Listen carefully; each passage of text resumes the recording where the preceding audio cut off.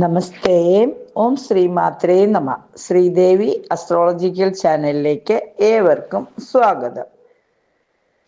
2025 ജനുവരി 1 മുതൽ ഡിസംബർ 31 വരെയുള്ള ഒരു വർഷക്കാലം ഓരോ രാശിക്കാർക്കും എന്തെല്ലാം ഗുണഫലങ്ങളാണ് ഉള്ളത്, ഇനി എന്തെങ്കിലും ദോഷങ്ങളുണ്ടെങ്കിൽ മാറ്റുന്നതിന് എന്തെല്ലാം പ്രാർത്ഥനകളാണ് ചെയ്യേണ്ടത് എന്നതിനെ കുറിച്ചാണ് ഇവിടെ സൂചിപ്പിക്കുന്നത്. ആദ്യമായി നമുക്ക് രാശിചക്രം ഒന്ന് പരിചയപ്പെടാം.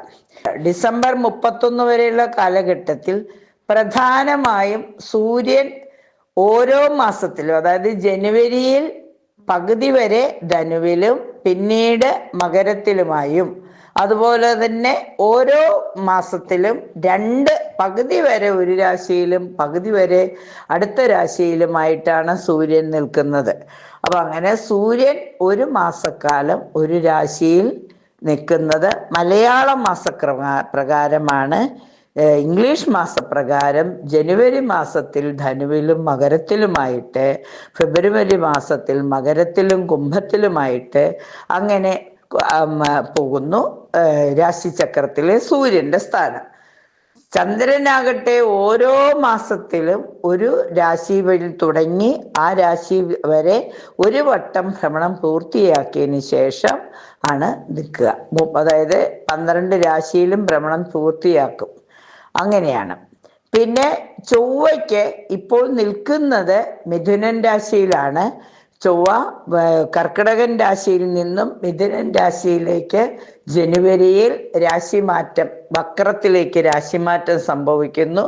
അത് കുറച്ചു കാലം നിൽക്കും, വീണ്ടും അത് കർക്കിടകത്തിലേക്ക് തന്നെ വരും. പിന്നെ അങ്ങനെ ചുറ്റി ചൊവ്വയ്ക്ക് രാശിമാറ്റം സംഭവിക്കുന്നുണ്ട്.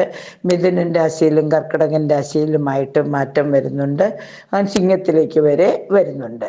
പിന്നെ ഉള്ളത് സൂര്യനും ചന്ദ്രനും ചൊവ്വയും കഴിഞ്ഞാൽ പിന്നെ വരുന്നത് ബുധൻ ധനുരാശിയിൽ നിന്ന് വൃശ്ചിക രാശിയിലും ധനുരാശിയിലും മകരൻ രാശിയിലും ഒക്കെ ആയിട്ട് അധിക സഞ്ചാര സമയമില്ലാത്ത ഗ്രഹങ്ങളാണ്. അതും ഇങ്ങനെ രാശിമാറ്റം വരുന്നുണ്ട്.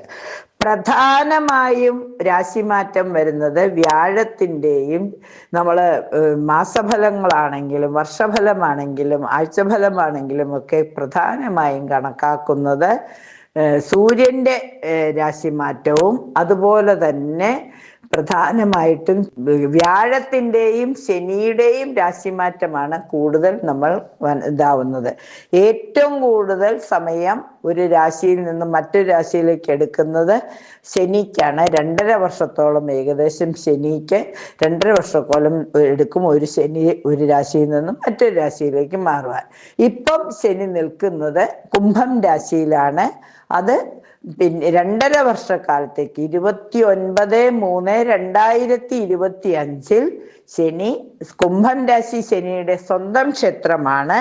ആ ക്ഷേത്രത്തിൽ നിന്നും മീനം രാശിയിലേക്ക് മാറുന്നു.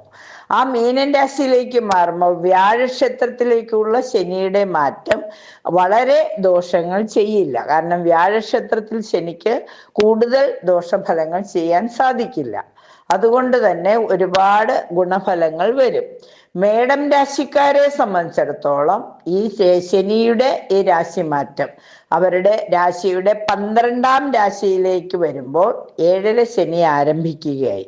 അപ്പം 7ര ശനി എന്ന് പറയുന്നത് സ്വന്തം രാശിയുടെ 12ലും ജന്മത്തിലും 2ലും വരുന്നവരാണ് 7ര ശനി എന്ന് പറയുന്നത്. അപ്പം മേടം രാശിക്കാർക്ക് 20 വയസ്സിൽ താഴെയുള്ളവർക്കെല്ലാവർക്കും അല്പം ശനിയുടേതായ ബുദ്ധിമുട്ടുകൾ അനുഭവിക്കേണ്ടതായി വരും. എന്നാൽ 7ര ശനിയുടെ ആദ്യ പ്രായത്തിലുള്ളവർക്ക്, മധ്യവയസ്കർക്ക് മധ്യ രാശിയിൽ വരുമ്പോൾ ജന്മശനിയാണ് മധ്യവയസ്കർക്ക് ബുദ്ധിമുട്ട് വരുത്തുക. പിന്നെ പ്രായമായവർക്ക് ശരിക്കും 7ര ശനിയുടെ അവസാനത്തെ പാദം 2ാം പാദത്തിൽ വരുമ്പോഴും ബുദ്ധിമുട്ടുകൾ വരും.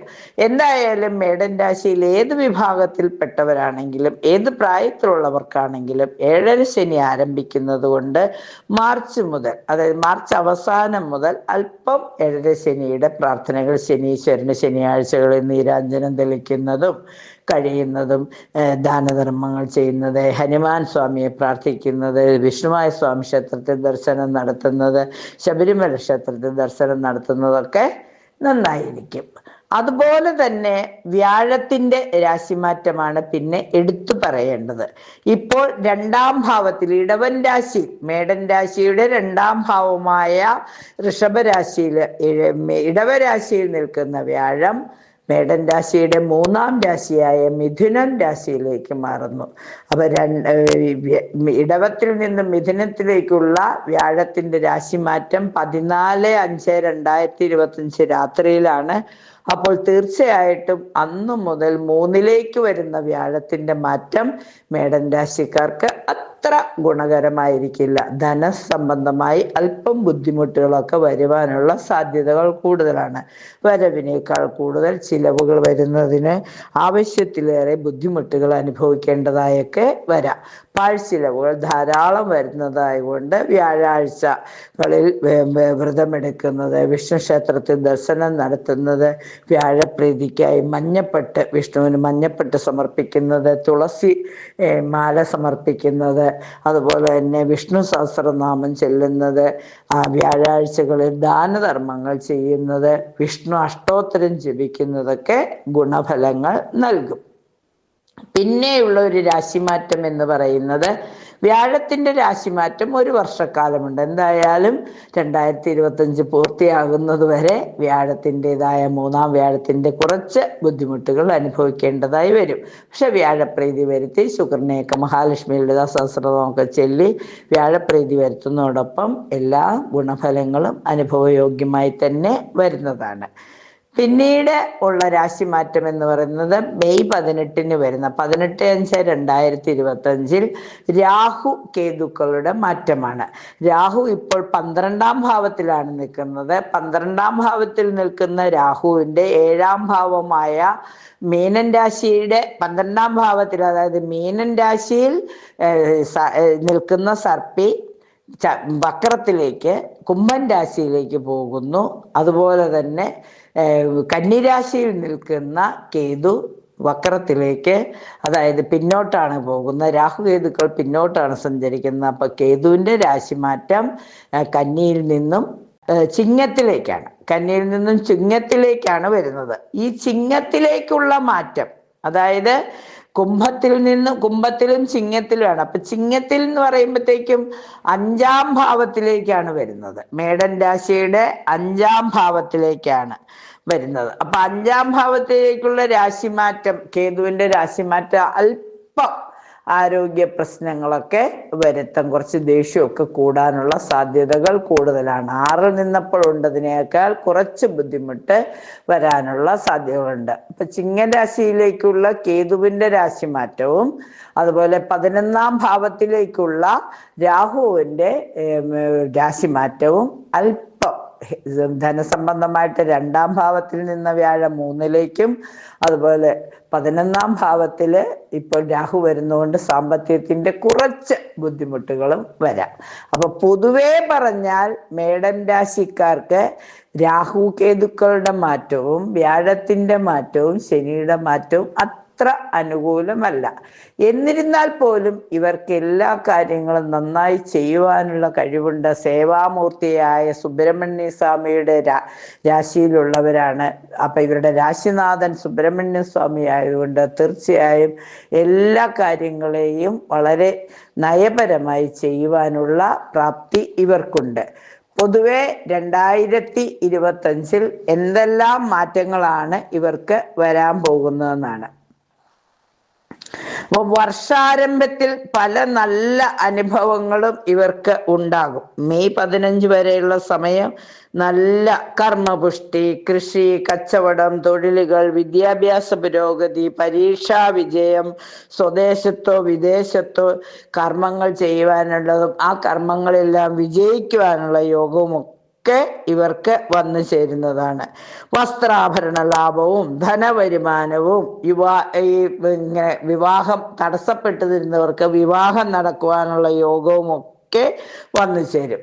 അതുപോലെ നവദമ്പതികൾക്കാണെങ്കിൽ സന്താന സൗഭാഗ്യവും പിന്നെയോ കുട്ടികൾക്ക് ഇങ്ങനെ മുതിർന്ന കുട്ടികളുള്ളവർക്കാണെങ്കിൽ അവരുടെ വളർച്ചയും അതുപോലെ തന്നെ അവരുടെ വിദ്യാഭ്യാസ കാര്യങ്ങളിലുമൊക്കെ കൂടുതൽ ശ്രദ്ധ കേന്ദ്രീകരിക്കാനും അവർക്ക് വേണ്ട നല്ല പ്രവർത്തനങ്ങൾ ചെയ്യുന്നതിനും സമ്പാദ്യങ്ങളൊക്കെ കുട്ടികൾക്ക് വേണ്ടിയിട്ട് എന്തെങ്കിലും ശേഖരിച്ച് വയ്ക്കുന്നതിനൊക്കെ ഉള്ള ഒരു ശ്രമമൊക്കെ നടത്തുകയും അവരുടെ വളർച്ചയ്ക്ക് വേണ്ടുന്ന കാര്യങ്ങൾ ഇൻഷുറൻസ് ഒക്കെ എടുത്തു വയ്ക്കുക, അതുപോലെ തന്നെ കുട്ടികൾക്ക് വേണ്ട സമയത്ത് പഠിപ്പിനാവശ്യമായ ഇതെടുത്തുകൊണ്ട് വിദേശത്തൊക്കെ പഠിക്കാൻ വേണ്ട സൗകര്യം ചെയ്തു കൊടുക്കുക. അല്ലെങ്കിൽ നാട്ടിലാണെങ്കിൽ തന്നെയും കുട്ടികളുടെ പഠന കാര്യങ്ങൾക്ക് പ്രാധാന്യം കൊടുത്തുകൊണ്ട് അവരുടെ ഇഷ്ടത്തിനനുസരിച്ചുള്ള വിദ്യാഭ്യാസം കൊടുക്കുവാനൊക്കെയുള്ള ഒരു ശ്രമം നടത്തുന്നത് ഈ വർഷത്തിൻ്റെ ആദ്യം സന്തതികൾക്ക് എല്ലാവിധ സൗഭാഗ്യങ്ങളും വരുന്നതാണ്. എന്നാൽ മെയ് 18 മുതൽ അല്പം കാര്യങ്ങൾക്കൊക്കെ അല്പസ്വല്പം ബുദ്ധിമുട്ടുകൾ വരും. എത്ര സുഹൃത്ത് ഭാവത്തിൽ നിന്നവരും സ്നേഹഭാവത്തിൽ നിന്നിരുന്നവരുമൊക്കെ നമ്മുടെ കർമ്മരംഗത്തൊക്കെ വളരെ ആശ്വാസകരമായിട്ട് ഒപ്പം നിന്നിരുന്നവർ അകാരണമായ ചില കാരണം പറയാനില്ല, ഒരു കാരണവുമില്ലാതെ തന്നെ ശത്രുതയിലേക്ക് മാറിപ്പോവുക. അതുകൊണ്ട് തീർച്ചയായും ഓരോ പടിയും കടക്കുമ്പോൾ വളരെ ശ്രദ്ധിച്ച് വേണം യാത്ര ചെയ്യുവാൻ. ഓരോ സ്റ്റെപ്പിലും എവിടെയും വീഴാനുള്ള സാധ്യതകളുണ്ട് എന്ന് മനസ്സിലാക്കി മുന്നോട്ട് പോകുവാൻ ശ്രമിക്കണം. സാമ്പത്തികത്തിൻ്റെ കെട്ടുപാടുകൾ വരുവാനുള്ള യോഗമുണ്ട്. ആവശ്യമില്ലാത്ത കാര്യങ്ങളിൽ ഞാൻ നടത്തിക്കോളാം, ചില കുടുംബത്തിലെ പ്രധാനപ്പെട്ട ചില മംഗളകർമ്മങ്ങളൊക്കെ വരുമ്പോൾ അതിൻ്റെ മുഴുവൻ ഉത്തരവാദിത്വം ഞാൻ വഹിച്ചോളാം എന്നൊക്കെ പറഞ്ഞിട്ട് വിചാരിക്കുന്നതിൽ കൂടുതൽ ധനച്ചിലവ് വന്ന് സാമ്പത്തിക ഭദ്രത നശിച്ചു പോകാനുള്ള സാധ്യതയുണ്ട്. ഒരുപാട് കഷ്ടപ്പാടുകൾ ചിലപ്പോൾ അനുഭവിക്കേണ്ടി വന്നേക്കാം. സാമ്പത്തിക ഭദ്രത ഇല്ലായ്മ മൂലം കുടുംബത്തിൽ അസ്വാരസ്യങ്ങൾ വരികയും അത് മാനസിക വിഷമങ്ങൾക്ക് കാരണം ഉണ്ടാവുകയും ചെയ്യാം.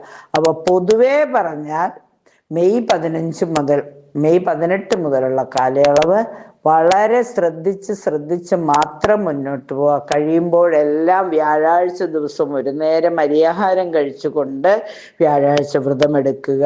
ആത്മീയ കാര്യങ്ങൾ കൂടുതൽ ശ്രദ്ധ വർദ്ധിക്കുക. വിഷ്ണു സഹസ്രനാമം മുടങ്ങാതെ ജപിക്കുക. കഴിയുമ്പോഴെല്ലാം വരാഹി ദേവിയെ പ്രാർത്ഥിക്കുക. സുബ്രഹ്മണ്യ സ്വാമിക്ക് ചുവന്ന പട്ട് സമർപ്പിക്കുക. വ്യാഴാഴ്ചകളിൽ മഞ്ഞ വസ്ത്രം ധരിക്കുക. ചെമ്പവിഴം ധരിക്കുന്നത് നല്ലതാണ്. എന്തെങ്കിലും ഇൻ്റർവ്യൂകളോ പരീക്ഷകളോ ഒക്കെ അറ്റൻഡ് ചെയ്യാൻ പോകുമ്പോൾ അല്ലെങ്കിൽ എന്തെങ്കിലും ശുഭകാര്യങ്ങൾക്ക് പോകുമ്പോൾ ചുവന്ന വസ്ത്രമോ ഒരു ടവലോ എങ്കിലും കൈ പിടിക്കുന്നത് നല്ലതാണ്. അമ്മയുടെ അനുഗ്രഹത്തിനായി ചൊവ്വാഴ്ച ദിവസം ഗുരുതി പുഷ്പാഞ്ജലി നടത്തുന്നത്, അതുപോലെ തന്നെ ചെമ്പരത്തിപ്പൂ, ചെമ്പരത്തിപ്പൂ, അതുപോലെ ചുവന്ന പുഷ്പങ്ങൾ അമ്മയ്ക്ക് സമർപ്പിക്കുന്നത്, ചുവന്ന വസ്ത്രങ്ങൾ ധരിക്കുന്നത്, ചെമ്പവിഴം ധരിക്കുന്നത് എല്ലാം ഗുണഫലങ്ങൾ വർദ്ധിപ്പിക്കും. സുബ്രഹ്മണ്യ സ്വാമി ക്ഷേത്രത്തിൽ ദർശനം നടത്തുകയും പനിനീരഭിഷേകം, പഞ്ചാമൃതം അഭിഷേകം, അതുപോലെ തന്നെ സുബ്രഹ്മണ്യ സ്വാമിക്ക് ഭസ്മം സമർപ്പിക്കുന്നതൊക്കെ ദോഷഫലങ്ങൾ കുറയ്ക്കുന്നതിന് സഹായകമാകും.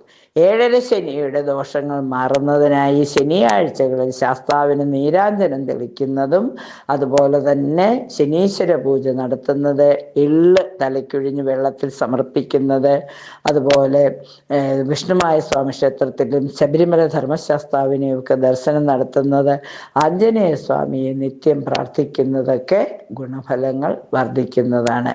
പൊതുവേ പറഞ്ഞാൽ 2025 മേടം രാശിക്കാരെ സംബന്ധിച്ചിടത്തോളം അശ്വതി, ഭരണി, കാർത്തികയുടെ ആദ്യപാദം വരുന്ന 2.25 നക്ഷത്രക്കാരെ സംബന്ധിച്ചിടത്തോളം വർഷത്തിൻ്റെ ആദ്യം മെയ് പകുതി വരെയുള്ള സമയം അനുകൂലമായ ധാരാളം മാറ്റങ്ങൾ വന്നു ചേരുകയും വർഷ അവസാനം അല്പസ്വല്പം പ്രതിസന്ധികളെ അതിജീവിക്കേണ്ടതായി വരികയും ചെയ്യും.